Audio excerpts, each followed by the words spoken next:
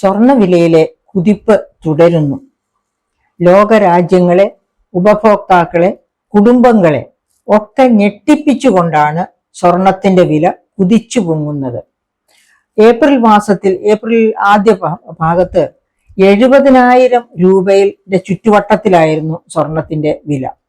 അത് അങ്ങനെ തന്നെ പതുക്കെ പോന്നിട്ട് ഏപ്രിൽ കഴിഞ്ഞു. സെപ്റ്റംബർ ആകുമ്പോഴത്തേക്കും 80,000 മുകളിലെത്തി. 80,000 മുകളിൽ സെപ്റ്റംബറിലാണ് എത്തിയത്. ഒക്ടോബർ 9 ആകുമ്പോഴേക്കും 90,000 മുകളിലേക്ക് കുതിച്ചു കടന്നിരിക്കുന്നു. അതായത് ഈ വർഷം തന്നെ 50% മുകളിൽ വർധനവാണ് സ്വർണത്തിന്റെ വിലയിൽ ഉണ്ടായിരിക്കുന്നത്. അപ്പം എന്താണ് ഇങ്ങനെ സ്വർണ്ണ വിലയിൽ കുതിപ്പുണ്ടാകാൻ കാരണം? അപ്പോൾ ഒരു ട്രോയ് ഔൺസ്, അതായത് 31.1 ഗ്രാം സ്വർണം, അതിന്റെ വില $2,500 ആയിരുന്നു വർഷത്തിന്റെ തുടക്കത്തിൽ, അതായത് ജനുവരിയിൽ. അതിപ്പോ $4,000 കടന്നിരിക്കുകയാണ്. $4,043 ആയിട്ട് വർദ്ധിച്ചിരിക്കുന്നു ഒരു ട്രോയ് ഔൺസിന്റെ വില. അപ്പൊ എന്തുകൊണ്ടാണ് സ്വർണത്തിന്റെ വിലയിൽ ഇത്രയധികം കുതിപ്പുണ്ടാകുന്നത്? അതിന്റെ കാരണങ്ങൾ എല്ലാവർക്കും തന്നെ അറിയാം ഇപ്പോൾ. കാരണം ട്രംപ് ഭരണത്തിൽ വന്നതിന് ശേഷം, അതായത് അതിനു മുൻപ് ട്രംപിന്റെ കാര്യം പറയുന്നതിന് മുൻപ് തന്നെ സ്വർണമാണ് ആർക്കും വിശ്വസിച്ച് അവനവന്റെ സമ്പത്ത് സൂക്ഷിച്ചു വെക്കാവുന്ന ഏറ്റവും പ്രധാനപ്പെട്ട ഒരു മാർഗം. അതായത് ആർക്കൊക്കെ മിച്ചം വെക്കാനുണ്ടോ ആ മിച്ചം വെക്കുന്നത് മറ്റേതിൽ സൂക്ഷിച്ചു വെക്കുന്നതിനേക്കാളും നല്ലതാണ്, സേഫാണ് സ്വർണത്തിൽ സൂക്ഷിച്ചു വെക്കുന്നത്. എന്തുകൊണ്ടാണ് സ്വർണം സേഫ് ആണെന്ന് പറയുന്നത്? സ്വർണം മോഷ്ടാക്കൾ കൊണ്ടുപോകാൻ പറ്റാത്ത രീതിയിൽ സൂക്ഷിക്കണമെന്ന് മാത്രം. അതായത് സ്വർണത്തിന്റെ മൂല്യം നമ്മളിപ്പോ ഈ കണ്ടതുപോലെ ഈ ഒരു വർഷം കൊണ്ട് തന്നെ 50% വർധനവുണ്ടായി. അതായത് ഒരു ട്രോയ് ഔൺസിന്റെ വില 2000 ആയിരുന്നത് $4,043 വർദ്ധിച്ചു എന്ന് വെച്ചാൽ 50%, അത് ഇരട്ടി വർധനവാണ്, വളർച്ചയാണ് ആ ട്രോയ് ഔൺസിന്റെ വിലയിൽ ഉണ്ടായിട്ടുള്ളത്.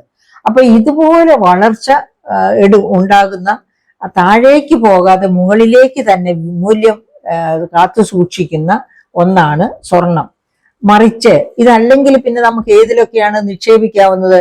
പിന്നെ ലോകത്ത് ജനതയ്ക്ക് നിക്ഷേപിക്കാൻ പറ്റുന്ന പല മാർഗങ്ങളുണ്ട്. ഒന്നാണ് റിയൽ എസ്റ്റേറ്റ് അഥവാ ഭൂമി, വേറൊന്നാണ് ഡോളർ, ഇനി മറ്റൊന്നാണ് ഷെയറുകൾ. അപ്പൊ ഷെയറുകളിൽ നിക്ഷേപിക്കുന്ന ധാരാളം പേരുണ്ട്. ബിസിനസ്സുകാര്, കോർപ്പറേറ്റുകൾ ഒക്കെ അധികം ഷെയറിൽ വിന്യസിക്കും. എപ്പോഴാണ് ഷെയറിൽ അവർ വിശ്വസിച്ച് വിന്യസിക്കുക? അതായത് ആഗോള തലത്തിൽ ബിസിനസ് അന്തരീക്ഷം നന്നായിരിക്കും. പക്ഷെ ഇപ്പോൾ ബിസിനസ് അന്തരീക്ഷം നല്ലതല്ല. പശ്ചിമേഷ്യയില് വലിയ ആശങ്ക ഇപ്പോഴും തുടരുകയാണ്. അതുപോലെ ട്രംപ് വന്നതിന് ശേഷം വ്യാപാര യുദ്ധം ലോക രാജ്യങ്ങളെ മുഴുവനും വട്ടം കറക്കുകയാണ്. അപ്പൊ ഒരു തരത്തിലും ഷെയർ മാർക്കറ്റിൽ വിന്യസിച്ചാൽ അത് ശരിയാവുകയില്ല എന്ന് അങ്ങനെ സാധാരണ രീതിയിൽ ഷെയർ മാർക്കറ്റിൽ ഇൻവെസ്റ്റ് ചെയ്യുന്നവർക്ക് അറിയാം. പിന്നെ അവർക്കുള്ള ഏറ്റവും നല്ല ഓപ്ഷൻ എന്ന് പറയുന്നത് ഡോളറാണ്. ഭൂമി നല്ല ഓപ്ഷനാണ്. പക്ഷെ ഭൂമിക്ക് ഒരു വലിയ പ്രശ്നമുണ്ട്. നമുക്ക് പെട്ടെന്ന് പണം ആവശ്യമായി വന്നാൽ ഭൂമി വിറ്റ് പണമാക്കുക വലിയ ബുദ്ധിമുട്ടാണ്. പെട്ടെന്ന് ഭൂമി വിൽക്കാൻ ചെല്ലുമ്പോഴേക്കും നമുക്ക് വിൽപ്പന സമ്മർദ്ദമുണ്ട് എന്ന് മനസ്സിലാക്കിക്കൊണ്ട് തന്നെ എല്ലാവരും വില കുറച്ച് കളയും. അപ്പൊ നമുക്ക് വലിയ നഷ്ടം വരും. അപ്പൊ ഈ സമ്മർദ്ദം ഒന്നുമില്ല, നല്ല സിറ്റുവേഷൻ ആണ്, നല്ല അന്തരീക്ഷമാണ് എന്നുണ്ടെങ്കിൽ ഡോളറിന്റെ മൂല്യം നല്ല നിലയിൽ സ്റ്റേബിൾ ആയിട്ട് നിൽക്കും. അപ്പൊ നമുക്ക് അധികം നിക്ഷേപിക്കാനുണ്ടെങ്കിൽ ഡോളറിൽ നിക്ഷേപിക്കാം. ഡോളറിന്റെ വില സാധാരണ രീതിയിൽ മുകളിലേക്ക് പോകും. സ്വർണം പോലെ താഴേക്ക് വരുന്നത് അപൂർവമാണ്. അപ്പോൾ ഡോളറിൽ നിക്ഷേപിക്കാം. അപ്പൊ അങ്ങനെ ഇരിക്കെ ഇപ്പൊ എന്താണ് സംഭവം? ഇപ്പോഴത്തെ ആഗോള അവസ്ഥ എന്താണ്? ഡോളർ ഒട്ടും തന്നെ വിശ്വസിക്കാൻ പറ്റാത്ത ഒരവസ്ഥയിലേക്ക്, അതായത് ട്രംപ് വന്ന് വ്യാപാര യുദ്ധം തുടങ്ങിയത് മുതൽ ഡോളറിന്റെ വില മുകളിലേക്കും താഴേക്കും മാറിക്കൊണ്ടിരിക്കുകയാണ്. ചെറിയ ചെറിയ ചാഞ്ചാട്ടമായിരിക്കും. പക്ഷെ വൻ നിക്ഷേപകരെ സംബന്ധിച്ച് 1% ചാഞ്ചാട്ടമോ 0.5% അപ്പ് ആൻഡ് ഡൗൺ രണ്ടായാലും വലിയ നഷ്ടമാണ് വലിയ നിക്ഷേപകരെ സംബന്ധിച്ച്. നമ്മളെ പോലുള്ള സാധാരണക്കാരല്ലോ നിക്ഷേപകർ എന്ന് പറയുന്നത് വലിയ കോർപ്പറേറ്റുകളും ഭീമന്മാരുമാണ്. അപ്പൊ അവർക്കൊക്കെ നിക്ഷേപിക്കാനുള്ളത് ദശലക്ഷങ്ങളോ സഹസ്ര ലക്ഷങ്ങളോ ഒക്കെയാണ്, കോടികളോ ഒക്കെയാണ്. അവരെ സംബന്ധിച്ച് ഈ ചെറിയ മാറ്റം പോലും വലിയ നഷ്ടത്തിലേക്ക് കാരണമാകും. അപ്പോൾ അങ്ങനെയുള്ള ഒരു സാഹചര്യത്തിൽ ഈ ട്രംപ് വന്നു, ആകപ്പാടെ ആഗോള വ്യാപാര യുദ്ധം തുടങ്ങി. അതൊക്കെ കഴിഞ്ഞിരിക്കുകയാണ്. ഇതാ ഈ കഴിഞ്ഞ ആഴ്ചയിലാണ് ഫെഡറൽ റിസർവ് ഒരു 0.5% റേറ്റ് ഓഫ് ഇൻട്രസ്റ്റ് കുറച്ചത്. 0.5% റേറ്റ് ഓഫ് ഇൻട്രസ്റ്റ് കുറച്ചുള്ളൂ, 0.25%. പക്ഷേ ഞാൻ നേരത്തെ സൂചിപ്പിച്ചതുപോലെ വൻകിട ഇൻവെസ്റ്റേഴ്സിന് ആ 0.5% എന്ന് പറയുന്നത് വലിയ നഷ്ടം വരുത്തി വയ്ക്കും. അപ്പൊ അവരെന്ത് ചെയ്തു? അവരപ്പോഴേക്കും സ്വർണത്തിലേക്ക് വന്നു. അപ്പൊ സ്വർണത്തിലെ ഇൻവെസ്റ്റ്മെന്റ് കൂടി. അതാണ് ആ ഫെഡറൽ റിസർവ് 0.5% കുറച്ചു എന്ന് പറഞ്ഞതാണ് സ്വർണ്ണ കുതിപ്പിന്റെ പ്രധാന കാരണം. തീർന്നില്ല. ഫെഡറൽ റിസർവിന്റെ തലവൻ പറഞ്ഞു, ഈ വർഷം 1-2 തവണ കൂടി ഈ പലിശ നിരക്കിൽ ഇളവ് വരുത്തിയേക്കാം, 0.25% വെച്ച് കുറച്ചേക്കാം. അദ്ദേഹം മനസ്സാ കുറയ്ക്കാൻ തീരുമാനിച്ചതല്ല, അദ്ദേഹത്തെ സമ്മർദ്ദത്തിലാക്കുകയാണ്. അങ്ങനെ ട്രംപ് സമ്മർദ്ദത്തിലാക്കുന്നത് കൊണ്ട് ട്രംപിന്റെ വിചാരം പലിശ നിരക്കുകൾ കുറച്ചാൽ എന്ത് സംഭവിക്കുമെന്നാണ് ട്രംപ് വിശ്വസിക്കുന്നത്.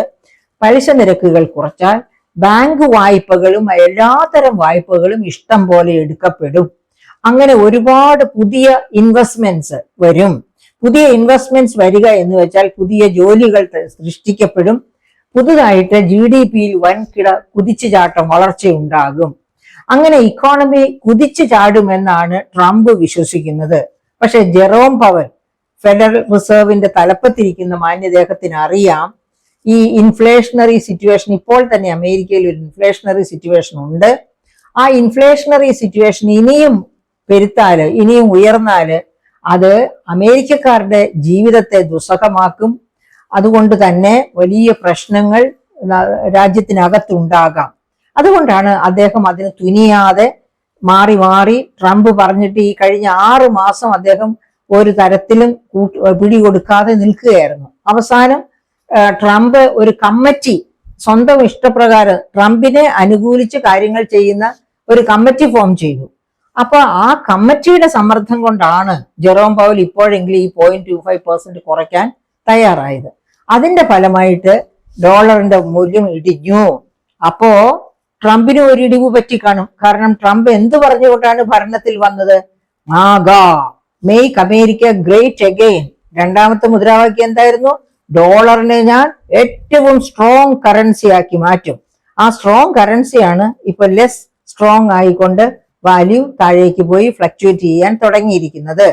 അപ്പൊ അങ്ങനെ ട്രംപിന്റെ ഈ തീരുമാനം, ഈ ജെറോം പവല് റേറ്റ് ഓഫ് ഇൻട്രസ്റ്റ് ഇത്തിരി കുറച്ചത്, ഇനിയും 2 തവണ കൂടി കുറച്ചേക്കാം എന്ന ഒരു മുൻവിധി ജെറോം പവലിന്റെ ഭാഗത്തു നിന്നുണ്ടാകുന്നത്, ഇതൊക്കെ ഡോളറിൽ നിക്ഷേപിക്കാം എന്ന് കരുതി കാത്തിരുന്നവർക്ക് കിട്ടിയ തിരിച്ചടികളാണ്.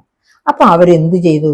ഇപ്പൊ വിശ്വസിച്ച് ഇടാവുന്നത് സ്വർണത്തിൽ തന്നെയാണ് എന്ന് വിചാരിച്ച് സ്വർണത്തിലേക്ക് കൊണ്ടുവന്ന് നിക്ഷേപിച്ചു. അങ്ങനെ ആ നിക്ഷേപം തുടരുന്നു. അതുകൊണ്ടാണ് നോക്കി നോക്കി നിൽക്കെ സ്വർണത്തിന്റെ വില മുകളിലോട്ട് കുതിക്കുന്നത്. ഇനിയിപ്പോ ഇത് എവിടം വരെ പോകും?